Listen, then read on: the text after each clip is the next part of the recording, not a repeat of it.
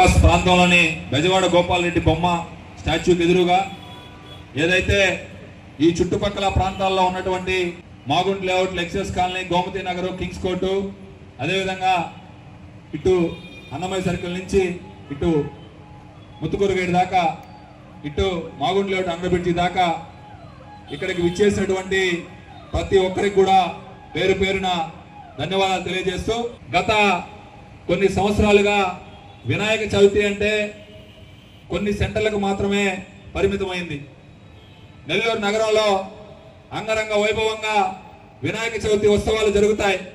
కానీ కేవలం వినాయక చవితి అంటే పలానా సెంటర్లో బాగుంటుంది, వినాయక చవితి అంటే పలానా సెంటర్లో బాగుంటుంది అని చెప్పి అనుకుంటున్నారు.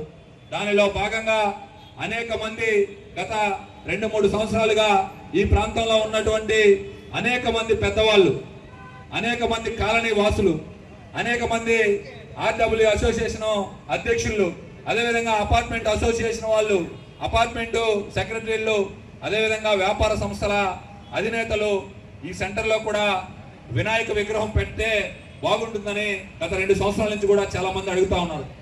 కానీ పని ఒత్తిడి కారణంగా ఈ కార్యక్రమానికి శ్రీకారం చుట్టలేకపోయాం.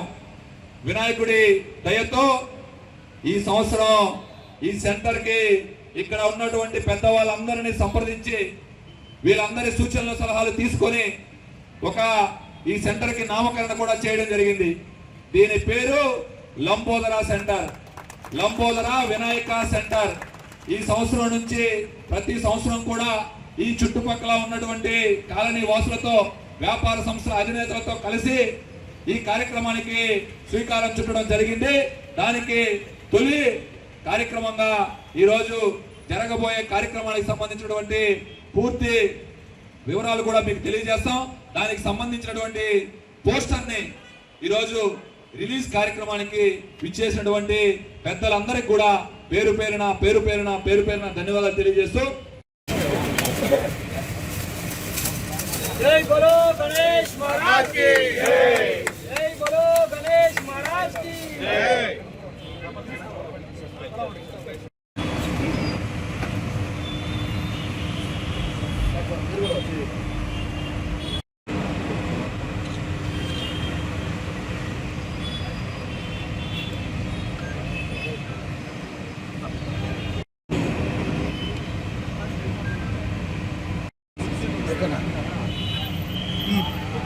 మదన్ కుమార్ రెడ్డి ఏదైతే నెల్లూరు నగరంలోని బెజవాడ గోపాల్ రెడ్డి సర్కిల్ ప్రాంతంలో ఏదైతే నెల్లూరు మినీ బైపాస్కి టచ్ అయ్యే ప్రతి ప్రాంత వాసులందరూ కూడా ఈరోజు వచ్చే నెల 7వ తేదీ వినాయక చవితి కార్యక్రమాన్ని మన ప్రాంతంలో అట్టహాసంగా చేయాలని గత 2-3 సంవత్సరాలుగా పెద్దవాళ్ళందరూ కూడా అనుకుంటా ఉన్నారు.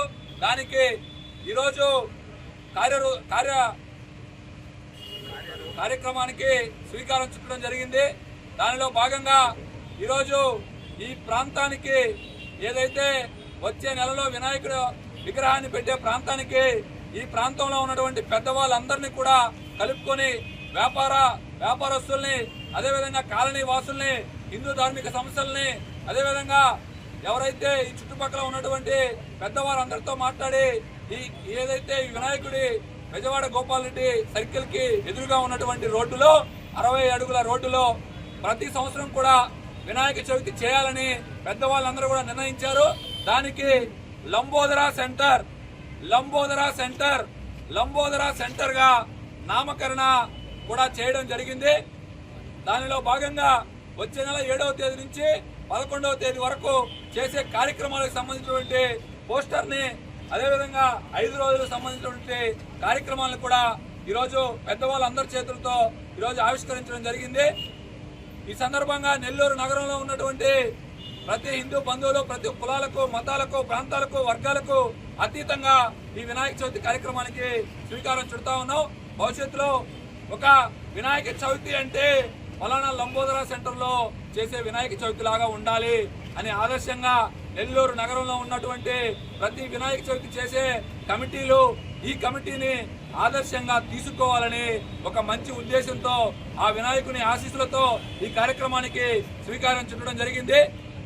పెద్దవాళ్ళందరి ఆశీస్సులతో ఈ సంవత్సరం వచ్చే నెల 7వ తేదీ నుంచి ఈ కార్యక్రమాన్ని శ్రీకారం చుట్టి ప్రతి సంవత్సరం కూడా ఇక్కడ వినాయక చవితి కార్యక్రమానికి శ్రీకారం చేయాలని చెప్పి పెద్దలందరూ కూడా నిశ్చయించడం జరిగింది.